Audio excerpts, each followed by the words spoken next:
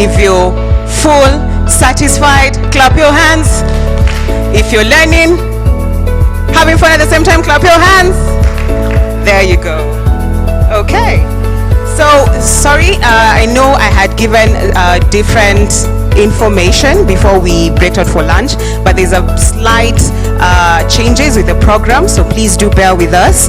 So I'm going to call a panelist who are going to discuss about the convergence of food systems, climate action, and digitalization. So to join me right on stage, I want to invite the first panelist, and her name is Ms. Sally Owonda. Let's appreciate her while she walks on stage. She'll be followed by Mr. Peter Othengo.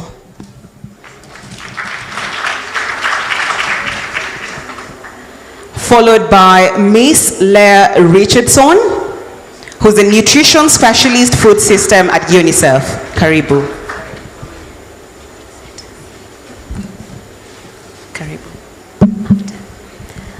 And last but not least, Dr. Mushalule Yusuf.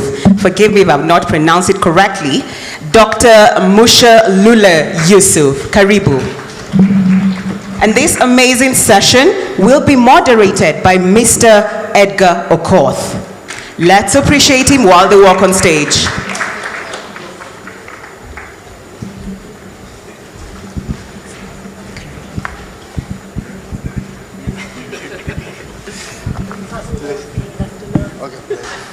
Yeah, thank you. Once more, let's appreciate the panelists. Yeah, so I know since morning we've been talking about issues of food systems, but I want to a little bit the gears and look at some of these nexus or the convergence between the food systems, climate action, and digitalization. We all know that we are in the era of AI, and quite a number of applications in terms of how we can drive sustainable food systems. So to my first question to Sally. You look like a Gen Z. So, yeah, so the first question is, from your experience, how do you see the intersection between food systems, climate action, and digitalization, and as you look at it in terms of the future sustainable food systems? Thank you very much, Edgar. And yes, I'm a Gen Z for today. And yeah, the convergence between climate, food systems, digitalization, it is something that we cannot run away from. You cannot talk about food and not talk about climate because of the changes that we are experiencing. And because of that, we need also the technology for us to be able to make the right decisions even as we grow the food. But beyond that, we know that when we're talking food systems, it goes beyond the production to the entire value chain, including the transportation, including the trade part of it. We need that technology for us to be able to even market our food, but also to help us with even the traceability of the food so that we are able to show how organic or how healthy our food is. We need that technology to be able to prove that point. So that is where we're saying you cannot work with one and leave the other. And I'll briefly speak about the project that we're implementing as Africa Center for Sustainable and Inclusive Development. This is a project that we're implementing in Migori County. It's called Sustainable and Inclusive Food Systems Agents, where we are having the women and youth as agents of change in sustainable food systems. But in this particular project, we are working on the convergence between the food, the climate, and biodiversity, as well as market bit of it, where the women and youth are harvesting a bark of a tree for a hot beverage that has a health benefit, including being an antioxidant. But then they are also doing this in a sustainable way to ensure that we do not the tree does not face extinction, which is a problem, an issue in the near future if we do not plant more. So they're also planting more to ensure that they conserve the biodiversity. But at the same time, we are working on value addition. So now the back of the tree is the hot beverage, and we are helping as Africa's Center for Sustainable and Inclusive Development with packaging of this hot beverage and market bit of it. So we find that we need the climate people to work together with the people in the biodiversity space, people in the trade space, and people in the food and agriculture space. So that is just an example that I will give you at this moment. Thank you. Inclusivity and diversity. Yes, now coming to you, Leah, you work with UNICEF, and UNICEF interacts with quite a diverse number of communities. And I know in your areas of work, you've seen quite a number of models that work and also some that do not work. Will you just tell us some of these models that you feel really work and can be scaled in terms of just highlighting that nexus between climate change, digitalization, and food systems transformation? Thank you, and thank you for having UNICEF in this panel today. I think, one thing we need to start off with is understanding UNICEF's role in the food systems agenda. And we're really here to complement all of our partners, the government and our UN sister agencies, the private sector. And our main objective is really to think about how do we put the needs of the child within the food system, right? We talk about the food system often, and we talk about it as a population-wide sort of phenomenon that is happening to us. But how do we put the needs of the child in that? And so if you think about climate change and digitalization, something that we see happening is that digitalization isn't something that necessarily goes with equity, right? So there might be digitalization within the agricultural sector, but it won't necessarily benefit all communities the same or all children the same. So how can we think about working together so that digitalization in the food system also equally impacts and benefits children? With regards to climate change, we clearly see the effects of climate change obviously on food production. And that has a great impact on dietary diversity, which is so important for young children in order for them to be nourished and grow to their full potential. And we heard the UNICEF representative this morning discuss about how, about 1 out of 5 children in Kenya live in severe food poverty. That means that they eat 2 or less food groups per day. So if you think about the impacts of climate change on those very vulnerable children, what does that mean for them if they're only now eating 2 food groups a day? So these areas of food systems, climate, and digitalization all fit very clearly together. Thank you. So putting the child at the center of everything that we talk about. Yeah, thanks. Yeah, so Yusuf, since morning, and we've been talking about issues to do with data. And all of us are here because at one point or the other, we've interacted with the data, and that's what we are here to present, and this is what gives us statistics.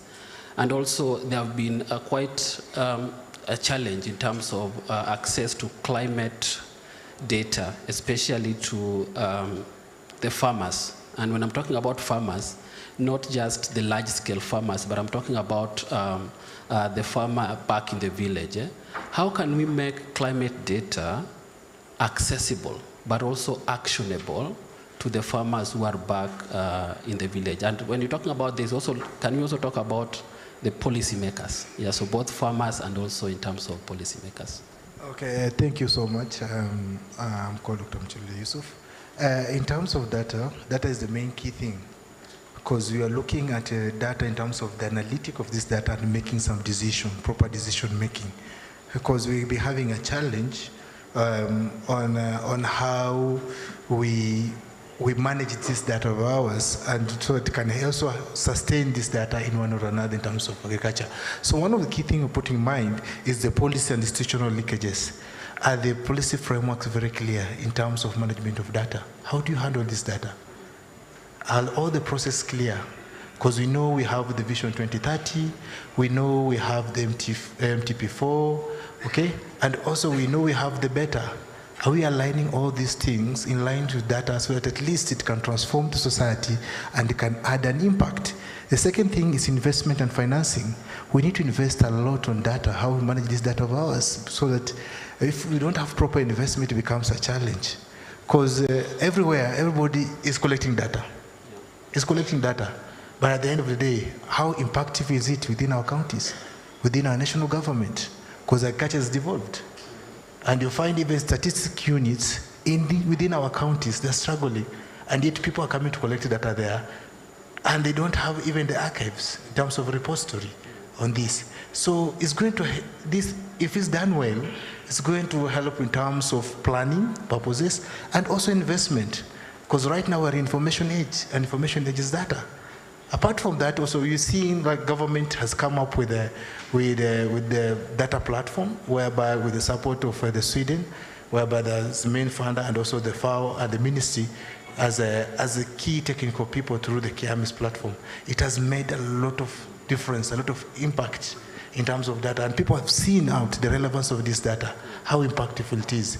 But we need to go a notch higher, so that at least we can be a benchmark. Everybody can be talking about a good story on how we manage agricultural data. Another key thing is digital technologies on data dimension. Because right now we have issues like emerging technologies, emerging trends, things like a blockchain. How are we embracing blockchain in terms of analytic, in terms of decision making? We have the AI, the machine learning. We've had recently, the government is trying to set up to use domes to check soil fertility, to advise our farmers. All these things are decision guided by data. And without data, the facts around, we cannot get it right. So those are the issues that we need to look at it. You have seen there are so many applications that are there. There's the Kilimostat, there's what, they're being used, Know Your Farmer app by Carol and others are there, but still much more needs to be done for sustainability. The issue is not coming up, it's the sustainability of this data. We also have issues of climate resilience also. It's very key in terms of the climate change and how we deal with issues like carbon and the rest. How are we managing also? We need data, and that's why we have things like the remote sensing and GIS, Geographic Information System, the geo collect data, whereby we are looking at the GPR, you do mapping of this. We map also to make some decision. We map also to advise our farmers by doing capacity building with them. It plays a very significant role. And putting in mind all these things, the government now the government is looking forward using what you call the data governance framework. The data governance framework here that was launched last year is very key to address this issue. It's an ecosystem that allows all the sectors, from development partners, private sectors with the ASNET and the rest, the counties, and all the players, all key stakeholders, on how they can use this data, putting in mind the set up regulations and standards so that they don't comply, because also we are being regulated by Data Protection Office Act, whereby we have the 2019 Act. Is very key, whereby there's a lot of sensitizations need to be done. Because if you use this data right, then you're moving somewhere. This is the solution of a food system. And this solution of food system can only be impacted if we comply with the data governance frameworks under the Ministry of Agriculture as the key player of it. If you do it right, I think we'll not have other problems, because data is the real business. How you do it is upon us as technical players in this house. Thank you, Yusuf. You've really brought in out the issue of data use and also data availability.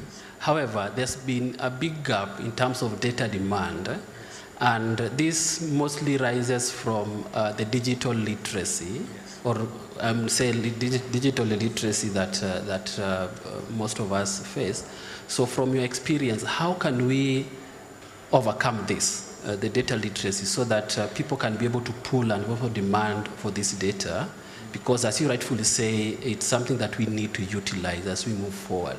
And also we have the mantra of leaving no one behind. How do we ensure that we carry everyone as we move along in terms of the data demand for it? Okay, also maybe I want to remind members here that the government has tried to do much in terms of data and digitizing agriculture. We have programs like Aquirea, Agribora, we have Pigian, we have Farmers Pride, Kuza Biashara, Mshamba. All these things are there with digital but guided by data that is verified and valid. The only problem now is the sensitization, whereby there are some various avenues the government has put across also to the Ministry of Agriculture. We have various sensitization at also the county level to sensitize people on the importance of this data and how impactful it is. Because at the end of the day, data is an investment. But we are lacking that investment and the market access of this data. We're just having it. Once I have, maybe the farmer's data is enough. What else are we going to put in mind? We need to put some serious decisions that can transform this country, that are realistic and factual on our status in terms of food security. And this is the agenda, this is the theme why we are here. How secure are we? Once you are secure, then it means you are going to have a society that will be solving the problem, whereby we'll be solving the agenda of the government. Food security is very key, and nutrition. Through it, we can have employment opportunities and other opportunities that will come. But if we know how to manage this data, disseminate right, but comply it within the regulation framework that are there with the government, and also the data governance framework by the Ministry of Agriculture and Livestock. I know some members, they don't know about it here, whereby we are free to share with you. You can have a look at it. This is the guiding, it's like our Bible, it's like our Quran or the Bible. So if you do it right, and you comply with it from the county level until the national level, I think we can get it right. You can get it right by having an ecosystem. Because that ecosystem will have all the emerging technologies that are coming in, can be absorbed by the framework to provide all the solutions. Sensitization has started. I know we have, Carol is doing well also, and the ministry has many initiatives on that. And slowly maybe we'll come to your counties. Okay. We are on the way. The Agriculture Secretary is here, our boss. Things we are working hard on that. Yeah, thank you so much, Yusuf. And Yusuf has just said that he's a walking data or digitalization Bible. Yes. So you can catch him anywhere so that he can talk to you about what the ministry is doing. Yes. So coming to you, Sally, as we finalize, in terms of issues of inclusivity, but also ensuring that everyone is involved, how can we, or how can government and other stakeholders work together in terms of championing data digitalization in the country in terms of ensuring there is transformative food systems? Thank you for the question. I think it's working. Thank you. Thank you for the question, Edgar. Yes, we need to work together to start with. We need to have a multi-sectoral approach. But even as we talk about working together, we talk about it so much. But when it comes to digitalization, we need to talk and have very honest discussion around connectivity, because that is a big issue in this country. When you're in Nairobi, you might think that Kenya is so much connected, but the reality is that only 42% of the Kenyan land has access or connected to internet, only 42%. And most of the areas that are not connected are actually in the arid and semi-arid areas in the rural setting. So it means majority of Kenyans are already not connected. We talk about 127% of Kenyans having mobile phones, but those are just SIM cards, where some of us have multiple. Myself, I have 2 numbers. Some people have 3 or 5. But when you now look at how many people actually have phones, and especially smartphones, we find that in the rural setup, maybe only 32% of the rural Kenyan population has smartphones, majority of whom are men. The women do not have access to the smartphones. So that is already a disadvantage. They're starting at a very disadvantaged place. So maybe this is the time to have the discussion of, one, the affordability of data, so that they can be able to even access the data. 2, the affordability of smartphones, because in they talk about an average smartphone being 6,000 to 12,000 shillings. That is like 3 months' income of a household in the rural setup. So am I going to spend my 3 months of the 12 months to get a phone? So I know that the government had or has a very good idea or a good project around phone affordability. So that is something that we can also really push, because we know the role that digitalization is playing in food systems. But above all, we have to remember that the women and youth are not just beneficiaries, they're not just participants in food systems, they're actual change makers. And if you're talking about the future of agriculture, the future of food, the future of food systems. It is female, it is youthful, it is bold, it is sustainable, it is regenerative, it is here with us. And for us to see it, we have to watch, we have to listen, and we have to invest in it. Thank you very much. Thank you so much, Sally. I've been given 5 minutes. So at this point, allow me to just take probably 3 questions from the audience so that it's not a monologue just between me and the panelist.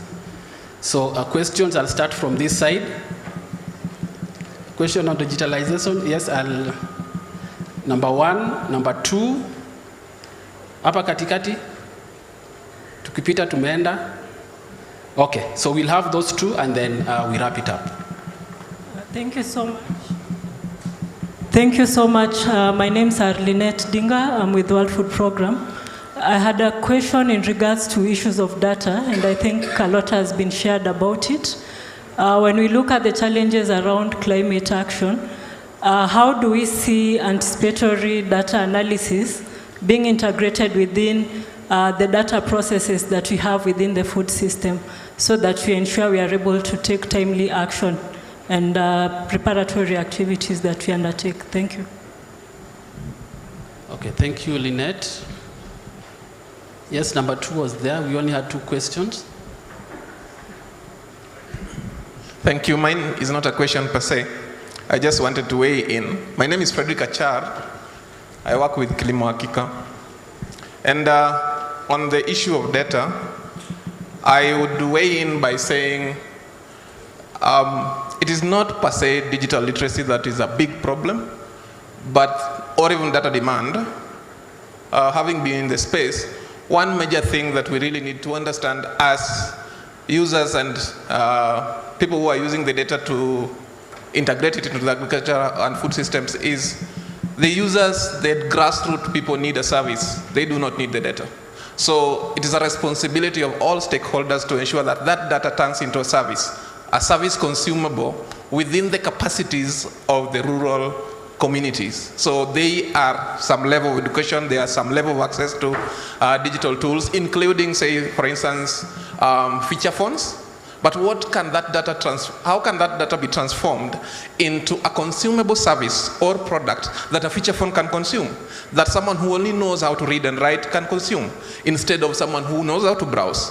So this is something that I would want to challenge all of us, that we may not need to stay in the lamentation ground so long. What do we have that we can utilize? Transforming that data into a service consumable by the communities and the population that needs that data, transforming the agriculture sector. Thank you. Yeah, thank you for weighing in on that. Anyone who feels comfortable answering the first question?